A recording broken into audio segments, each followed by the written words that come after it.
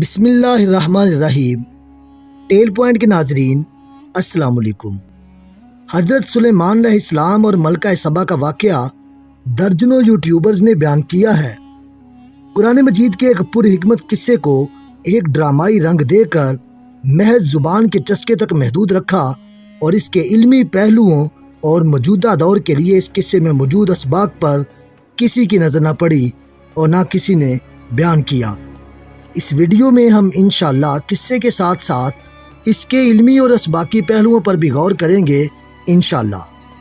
اصل بات تک وہی لوگ پہنچتے ہیں جو صبر اور توجہ سے ساری بات سنتے ہیں۔ بنی اسرائیل میں کئی انبیاء کرام علیہم السلام کو اللہ تعالیٰ نے حکومت و خلافت سے سرفراز فرمایا۔ اس قوم کا سنہری دور مصر میں حضرت یوسف علیہ السلام کا دور حکمرانی تھا۔ پھر کئی صدیوں بعد فلسطین اور اس سے ملحقہ علاقوں میں حضرت داود اور حضرت سلیمان علیہ السلام کا زمانہ حکمرانی تھا۔ حضرت سلیمان علیہ السلام نے اللہ سے دعا کی تھی کہ آپ کو ایسی حکومت عطا ہو جو کسی اور کو نہ ملی ہو اور نہ آئندہ ملے۔ اللہ نے آپ کی دعا قبول فرما لی اور آپ کو کم و بیش ساری قابل ذکر مخلوق پر حکمرانی دی گئی۔ یہ اللہ تعالیٰ کا آپ پر بہت بڑا احسان تھا کہ اس نے آپ کو ایک جانب نبوت کے بلند مقام پر سرفراز کیا تو دوسری طرف آپ کو ایسی حکومت دی گئی جس کی کوئی مثال بنی نوع انسان میں نہیں ملتی، اور تیسری طرف آپ کو مختلف طرح کی مخلوقات کی بولیاں سننے اور سمجھنے کی صلاحیت سے بھی نوازا گیا۔ آپ کی حکومت نہ صرف جنوں انس اور درندوں چرندوں پرندوں پر تھی بلکہ ہوا بھی آپ کے تصرف میں دے دی گئی تھی۔ ایک مہم کے دوران حضرت سلیمان علیہ السلام نے اپنی فوج کے سب دستوں کا جائزہ لیا تو کہنے لگے وَتَفَقَّدَ الطَّيْرَ فَقَالَ مَا لِيَ لَا أَرَى الْهُدْهُدَ أَمْ كَانَ مِنَ الْغَائِبِينَ لَأُعَذِّبَنَّهُ عَذَابًا شَدِيدًا أَوْ لَأَذْبَحَنَّهُ أَوْ لَيَأْتِيَنِّي بِسُلْطَانٍ مُبِينٍ۔ کیا بات ہے، مجھے ہدہد نظر نہیں آ رہا، کیا وہ کہیں غائب ہو گیا ہے؟ اگر ایسی ہی بات ہوئی تو میں اسے سخت سزا دوں گا یا اسے ذبح کر ڈالوں گا یا وہ میرے سامنے کوئی معقول وجہ پیش کرے۔ ابھی یہ گفتگو ہو رہی تھی کہ ہدہد حاضر ہو گیا۔ پوچھا گیا تم کہاں تھے؟ ہدہد نے بڑے احترام سے جواب دیا اے اللہ کے پیغمبر، میں اڑتے اڑتے ایک ایسے ملک پہنچ گیا جہاں لوگ شرک میں مبتلا دیکھے۔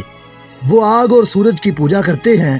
ان کی ایک رانی ہے جسے وہ بلقیس کے نام سے پکارتے ہیں۔ وہ ایک بہت بڑے تخت پر بیٹھ کر حکومت کرتی ہے۔ اس کے تخت میں قیمتی ہیرے، جواہرات اور لال و زمرد جڑے ہوئے ہیں اور اس کے پاس تمام شاہی سامان آرائش و نمائش موجود ہے۔ حضرت سلیمان علیہ السلام نے کہا اگر تمہاری بات سچ ہے تو میرا خط اس ملکہ تک پہنچاؤ تاکہ وہ شرک سے باز آ جائیں، اور خط پہنچانے کے بعد وہاں بیٹھ کر سنو وہ کیا رد عمل اختیار کرتے ہیں اور پھر آ کر مجھے خبر دو۔ حضرت سلیمان علیہ السلام نے ملکہ بلقیس کو مخاطب کر کے لکھا بسم اللہ الرحمن الرحیم۔ یہ عزت والا خط سلیمان کی طرف سے ہے، اور اگر تم اپنے آپ کو بڑا نہیں سمجھتے تو فوراً میرے دربار میں حاضر ہو جاؤ۔ یہ خط دراصل ملکہ سبا اور اس کی قوم کی طرف دعوت اسلام تھی، انہیں شرک سے ہٹا کر توحید کی طرف لانا تھا۔ ہدہد نے وہ خط ملکہ بلقیس کی گود میں پھینک دیا اور خود ایک طرف جا بیٹھا۔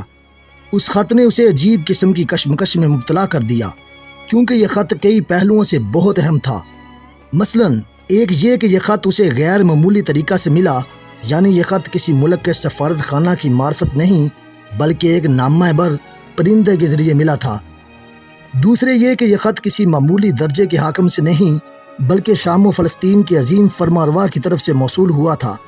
تیسرا یہ کہ یہ خط اللہ رحمان اور رحیم کے نام سے شروع کیا گیا تھا کہ ان ناموں سے یہ لوگ قطعاً متعارف نہ تھے۔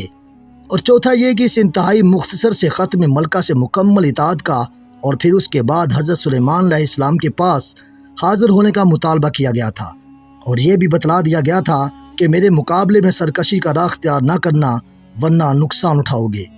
پانچواں یہ کہ انداز تخاطب ایسا تھا جس میں کسی قسم کی کوئی لچک نہ پائی جاتی تھی۔ ملکہ کہنے لگی اے اہل دربار، میری طرف ایک بڑا اہم خط پھینکا گیا ہے، اور وہ یہ ہے شروع اللہ کے نام سے جو بڑا مہربان نہایت رحم کرنے والا ہے، یہ کہ میرے مقابلے میں سرکشی اختیار نہ کرو بلکہ فرما بردار اور مطیع ہو کر میرے پاس آ جاؤ۔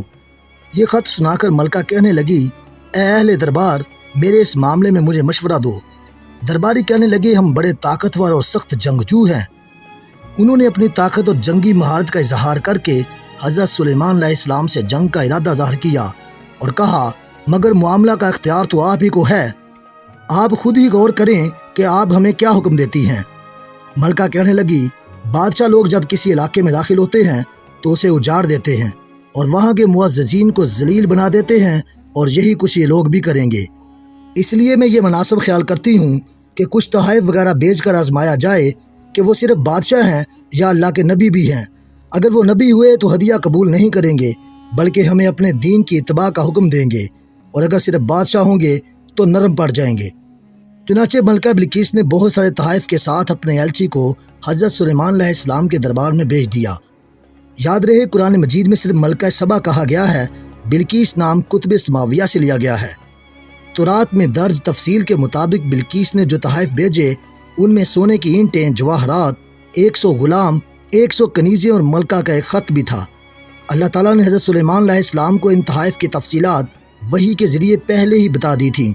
چنانچہ حضرت سلیمان علیہ السلام نے جنات کو حکم دیا کہ شہر میں داخل ہونے والے راستے پر سونے چاندی کی اینٹوں کا فرش بچھا دیا جائے، راستے کی دونوں جانب سونے کے عجیب الخلقت جانور کھڑے کر دیے جائیں، وزراء اور عمال سلطنت کی تمام کرسیوں کو سونے کا کر دیا جائے، دربار کو ہیرے جواہرات سے مزین کیا جائے۔ الغرض جب بلقیس کے قاصر وہاں پہنچے اور انہوں نے یہ سب دیکھا تو شرمندہ ہوئے اور مرعوب بھی۔ حضرت سلیمان علیہ السلام نے قاصدوں سے کہا، کیا تم لوگ مال سے میری مدد کرنا چاہتے ہو؟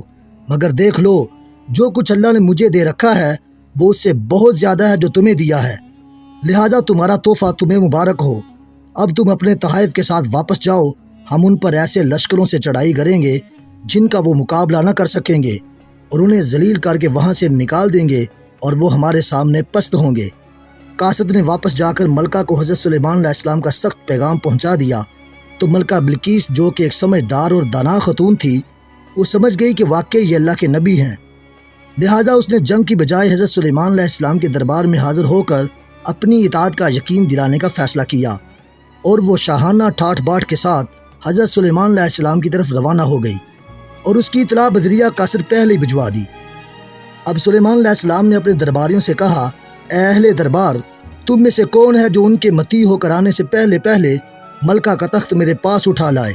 قال عفریت من الجن انا آتیک بہ قبل ان تقوم من مقامک وانی علیہ لقوی امین۔ ایک دیو ہیکل جن نے کہا، آپ کے دربار کو برخاست کرنے سے پہلے میں اسے لا سکتا ہوں، میں اس کام کی پوری قوت رکھتا ہوں اور امانت دار بھی ہوں۔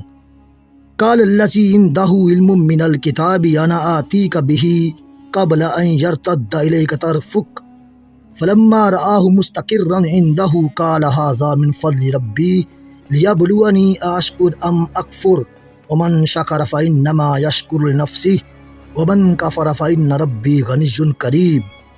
پھر ایک اور شخص جس کے پاس کتاب کا علم تھا کہنے لگا، میں یہ تخت آپ کی پلک جھپکنے سے پہلے ہی لائے دیتا ہوں۔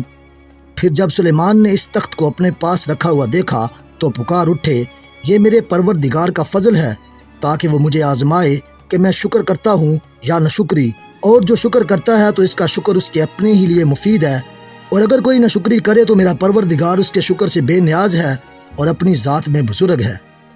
مفسرین کے مطابق اس شخص کا نام آصف بن برخیہ تھا، اور یہ واقعہ آصف بن برخیہ کی کرامت تھی۔ کہا جاتا ہے کہ اس تخت کی لمبائی 80 گز، چوڑائی 40 گز اور اونچائی 30 گز تھی۔ اس میں موتی، سرخ یاقوت اور سبز زمرد جڑے ہوئے تھے، اور وہ 7 کمروں میں بند تھا اور ہر کمرہ مکفل تھا، اور یہ کہ یمن سے فلسطین کا فاصلہ تقریباً 1500 میل بنتا ہے، جو کہ پلک جھپکنے میں آصف بن برخیہ لے آئے تھے۔ یہ تخت کیسے پلک جھپکنے میں پہنچا، اس کی سائنٹیفک وجوہات جاننے کے لیے میری ویڈیو سوچ کی طاقت ضرور دیکھیں، جس میں تجربات سے ثابت کیا گیا ہے کہ ایسا ہونا ممکن ہے۔ اس کا لنک ڈسکرپشن میں موجود ہے۔ حضرت سلیمان علیہ السلام نے ملکہ کا امتحان لینے کے لیے درباریوں سے کہا، اس کے تخت کا حلیہ تبدیل کر دو، ہم یہ دیکھیں گے کہ آیا وہ صحیح بات تک پہنچتی ہے یا ان لوگوں سے ہے جو راہ راست پر نہیں آ سکتے۔ پھر جب ملکہ متی ہو کر آ گئی تو سلیمان علیہ السلام نے اسے پوچھا، کیا تمہارا تخت بھی اسی طرح کا ہے؟ وہ کہنے لگی، یہ تو گویا ہو بہو وہی ہے، اور ہمیں اس سے پہلے ہی حقیقت حال معلوم ہو گئی تھی اور ہم فرما بردار ہو گئے تھے۔ ملکہ کو ایمان لانے سے ان چیزوں نے روک رکھا تھا جنہیں وہ اللہ کے سوا پوچھتی تھی، کیونکہ وہ ایک کافر قوم سے تھی۔ قرآن مجید میں اس سے آگے وضاحت موجود نہیں، لیکن تفاسیر میں بیان کیا جاتا ہے کہ بعد میں آپ نے ملکہ سبا سے نکاح کر لیا تھا۔ اب ہم اس واقعے کی چند حکمتوں پر غور کرتے ہیں۔ شروع سے آخر تک اس قصے میں ایک چیز بہت واضح ہے اور وہ ہے طاقت کا اظہار۔ سب سے پہلے خط پہنچانے کے طریقے پر غور کریں کہ اس وقت مکتوب ایک قاصد کے ہاتھ بھیجے جاتے تھے، تو اس طرح کسی پرندے کے ذریعے نامہ بھیجنا ایک حیران کن بات تھی، جیسا کہ پہلے بیان کر دیا گیا ہے۔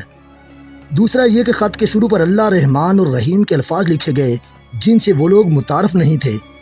خط اتنا رعبدار تھا اور اس پر پہلے 3 نام یقیناً کسی بہت بڑی ہستی کی طرف اشارہ کر رہے تھے۔ دوسرا یہ کہ جب ملکہ نے تحفے تحائف بھیجے تو حضرت سلیمان علیہ السلام نے اس سے بہتر زر و جواہرات سے رستے اور محل وغیرہ مزین کروا کر یہ ثابت کیا کہ ہمیں مال و دولت کی ہوس نہیں، ہمارے پاس تم سے بہتر چیزیں موجود ہیں۔ اگلے نقطے بہت اہم ہیں، توجہ سے سنیے گا۔ حضرت سلیمان علیہ السلام نے تخت لانے کا کیوں کہا؟ اس کا جواب یہ ہے کہ جب ملکہ سبا نے اپنے درباریوں سے مشورہ کیا تو ان کی باتوں سے غرور جھلک رہا تھا، تو تخت منگوانے کا مقصد یہ سمجھانا مقصود تھا کہ ہمارے پاس ایسی طاقتیں اور فوجیں ہیں جن کا تم تصور بھی نہیں کر سکتے۔ اگر ایسا نہ کیا جاتا تو یقیناً جنگ لڑنا پڑتی۔ اس طرح بغیر جنگ کے ملک فتح بھی ہو گیا اور سبھی لوگ مسلمان بھی ہو گئے۔ سب سے اہم بات یہ ہے کہ تخت لانے کے لیے جن نے دربار ملتوی ہونے تک کا وقت مانگا اور ایک انسان نے صرف پلک جھپکنے کا وقت مانگا، تو یہ اس بات کا جواب تھا۔ جب اللہ نے حضرت آدم علیہ السلام کو خلافت بخشی اور سجدہ کروایا تو شیطان جو کہ ایک جن تھا، اس نے کہا تھا میں اس سے بہتر ہوں، تو اسے یہ دکھانا مقصود تھا کہ انسان ہی بہتر ہے اور انسان کی طاقت ہی زیادہ ہے۔ اس واقعے سے ثابت ہوتا ہے کہ اسلام کی سربلندی کے لیے طاقت اور جدید ٹیکنالوجی بہت ضروری ہے۔ تاریخ گواہ ہے کہ حضرت عمر فاروق رضی اللہ تعالیٰ عنہ کے دور میں مسلمان سب سے زیادہ طاقتور قوم تھی اور بہت سے علاقے بغیر جنگ کیے فتح ہو گئے۔ جب تک ہم متحد ہو کر اپنی طاقت نہیں بڑھائیں گے اور جدید ٹیکنالوجی میں ساری دنیا سے آگے نہیں بڑھیں گے، اسلام غالب نہیں آئے گا۔ جیسا کہ ارشاد باری تعالیٰ ہے وَأَعِدُّوا لَهُم مَّا اسْتَطَعْتُم مِّن قُوَّةٍ وَمِن رِّبَاطِ الْخَيْلِ تَرْهَبُونَ بِهِ عَدُوَّ اللَّهِ وَعَدُوَّكُمْ وَآخَرِينَ مِن دُونِهِمْ لَا تَعْلَمُونَهُمْ اللَّهُ يَعْلَمُهُمْ، اور ان کے لیے تیار رکھو جو قوت تم سے بن پڑے اور جتنے گھوڑے باندھ سکو کہ ان سے ان کے دلوں میں داغ بٹھاؤ جو اللہ کے دشمن ہیں اور تمہارے دشمن ہیں، اور ان کے سوا کچھ اوروں کے دلوں میں بھی جنہیں تم نہیں جانتے لیکن اللہ جانتا ہے۔ اسی طرح کی اخلاقی، اسلامی، اصلاحی، سبق آموز اور سچے واقعہ دیکھنے کے لیے سبسکرائب کیجئے میرا یوٹیوب چینل ٹیل پوائنٹ۔ اگر آپ اپنے علم اور معلومات میں اضافہ کرنا چاہتے ہیں تو دیکھتے رہیے ٹیل پوائنٹ۔ میں انشاءاللہ اسی طرح کی ویڈیوز اپلوڈ کرتا رہوں گا۔